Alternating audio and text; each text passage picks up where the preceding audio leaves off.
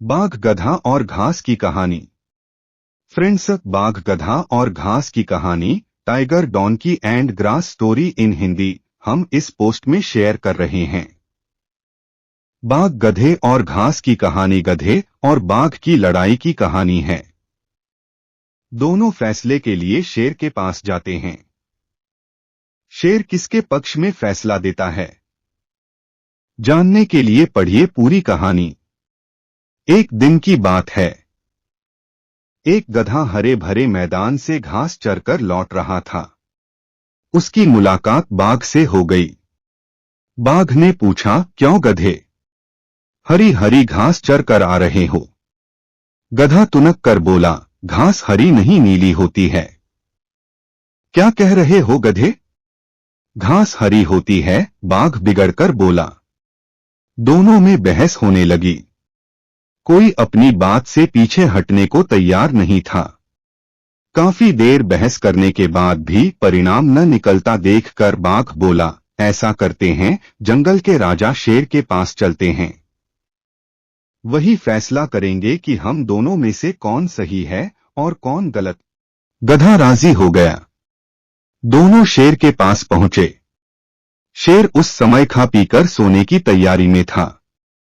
दोनों को अपने पास आया देखकर शेर ने पूछा, क्या बात है, इस समय कैसे आना हुआ, और वो भी एक साथ? बाघ के कुछ कहने के पहले गधा बोल पड़ा, वनराज, बाघ कहता है घास हरी होती है, मैं कहता हूं नीली।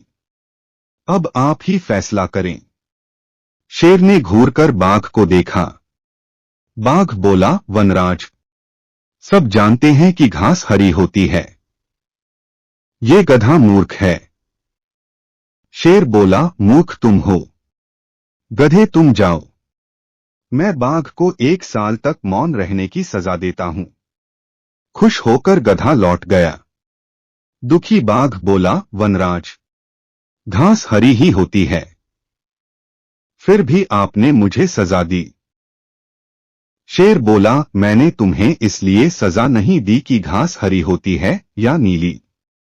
घास तो हरी ही होती है। किसी के नीला कह देने से वो नीली नहीं हो जाएगी। गधा तो मूर्ख और कम अक्ल है, लेकिन तुम तो समझदार हो। फिर भी व्यर्थ की बात में उस मूर्ख से उलझकर अपना समय बर्बाद किया। उसके बाद वो व्यर्थ की बहस मेरे पास लाकर मेरा समय बर्बाद किया। ये सजा इसलिए है। बाघ ने कान पकड़े कि अब वह मूर्खों के साथ व्यर्थ की बहस में कभी नहीं उलझेगा। सीख, tiger donkey and grass story moral.